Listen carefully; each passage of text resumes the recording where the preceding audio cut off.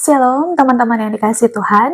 Saat ini saya rindu membagikan renungan firman Tuhan yang diambil di dalam Kisah Para Rasul pasal yang ketiga ayat yang ke-19 dan ayat yang ke-20.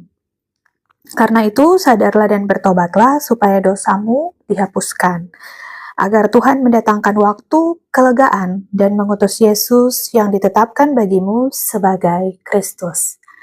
Nah, di sini firman Tuhan mau ingatkan kepada setiap kita, sadarlah. Nah, terkadang kita tidak sadar kalau kita tuh hidup di dalam dosa. Kita enjoy-enjoy aja dan melakukan segala sesuatu yang tidak menyenangkan hati Tuhan. Dan ketika kita telah sadar, dikatakan bertobatlah. Nah, sadar dan bertobatlah supaya dosamu dihapuskan, agar Tuhan mendatangkan waktu kelegaan. Kita kalau menyimpan dosa di dalam hidup kita atau kita hidup di dalam dosa, pasti tidak ada kelegaan di dalam hati kita. Tidak ada sukacita, tidak ada damai sejahtera. Kenapa? Karena kita menyimpan dosa. Kelegaan itu kan kayak kita tarik napas. Lega, seperti itu. Nah, kalau kita menyimpan sesuatu, kita pasti takut. Takut apa? Takut ketahuan. Apalagi sesuatu hal dosa yang sekalipun tidak diketahui oleh manusia, tapi Tuhan tahu.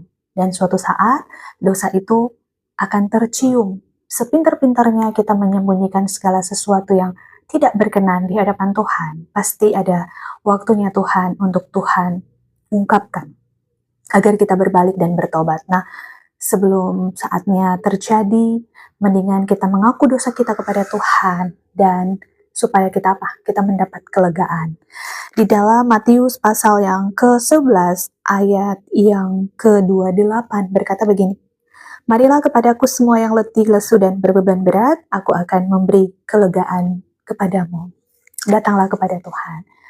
Mohonlah pengampunan kepadanya, karena Dia Allah yang Maha Pengampun. Sampai saat ini Dia tetap terus menunggu kita bertobat, berbalik, dan terlebih dahulu kita sadar bahwa kita adalah orang yang mungkin menyimpan sesuatu yang tidak berkenan di hadapan Tuhan, atau masih menyimpan yang tidak benar terhadap sesama kita. Oleh karena itu, mari kita memiliki kesadaran diri bahwa kita adalah orang yang sakit. Nah, makanya kenapa firman Tuhan harus bilang sadar? Karena terkadang kita tidak sadar kan kalau kita sakit, sama seperti kalau kita sakit flu.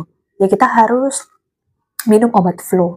Nah, kalau kita tidak sadar kalau kita sakit flu dan kita minum obat, mungkin kita minum sakit flu tapi kita minum obat migrain seperti itu. Nah, itu kan berbeda obatnya ya teman-teman.